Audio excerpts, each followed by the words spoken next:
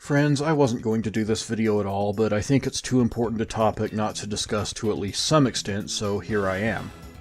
There have been a lot of purported leaks and rumors surrounding the Nintendo Switch 2 over the last couple of years, as the rumor mill has unquestionably been tainted by wishful thinkers who are trying to drive the narrative to pressure Nintendo into fast-tracking the launch.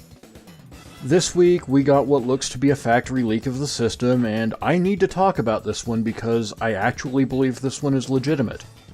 This is Little Akiba Games. I'm Patrick. Welcome back to the shop. Wednesday morning, Nintendo YouTube got whipped into a frenzy by a spec sheet and some images that appeared to give us our first actual look at the Switch 2 components, and a general idea of how the machine will perform next to its predecessor.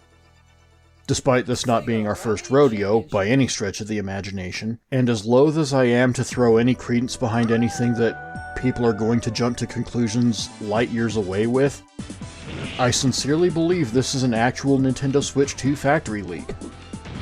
Now, I'm not going to make the deep dive into the specs because I really don't care about any of that stuff, and there are so many other people in the Nintendo YouTube space who can talk about resolutions and teraflops far better and in a more engaged way than I ever could.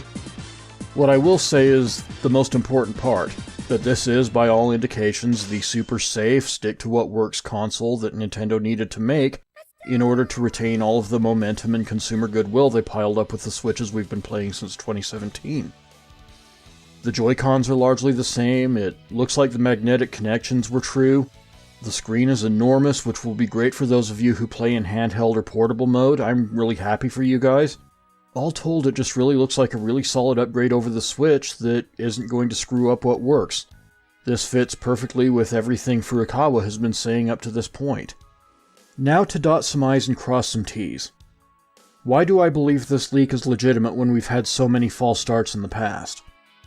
Well, like with many of my past predictions, I'm going to combine multiple credible leaks and rumors to paint a larger picture.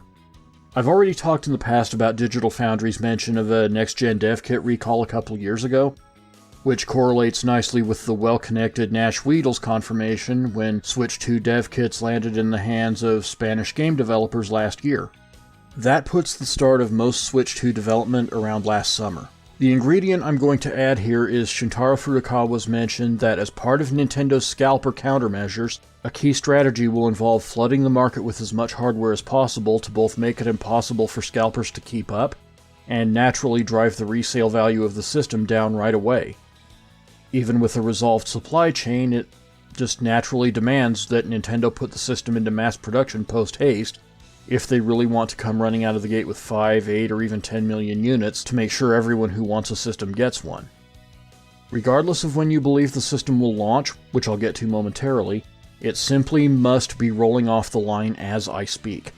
That doesn't just make factory leaks possible, it makes them extremely likely, whether the system is launching in less than or more than a year from now. Now, because urgency demands that the system be in production regardless of when it's shipping, I honestly don't believe this leak has any implications at all in regard to the timing of the Switch 2's launch.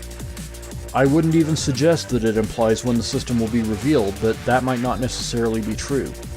I think even the biggest wishful thinkers among us have accepted that this holiday season will be about the Switch we have right now, and therefore it doesn't make sense for Nintendo to take the focus away from it to reveal a product that won't be available until probably well into next year.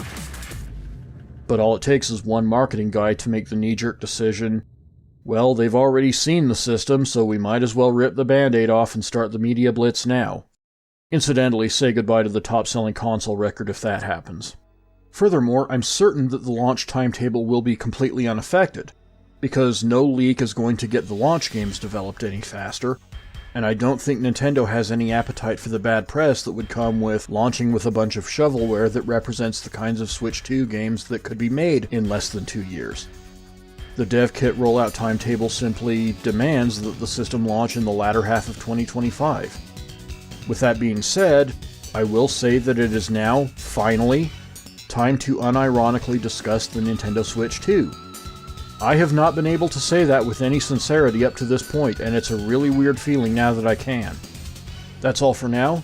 I'm going to try to get these shorter form commentary videos out much more frequently on the day-to-day gaming news and notes, in between longer topic dives, so hopefully that will revitalize the channel a bit. I've definitely got a lot to say about the PS5 Pro here pretty soon, as well as an extremely compelling DIY alternative that I've been indulging in of late, so stay tuned for that. If you like this video, then please be sure to like, comment, share, and subscribe to let YouTube know that you like what we're doing over here. Click the notification bell to know right away when the next video goes up. I look forward to seeing you back here next time at Little Akiba Games.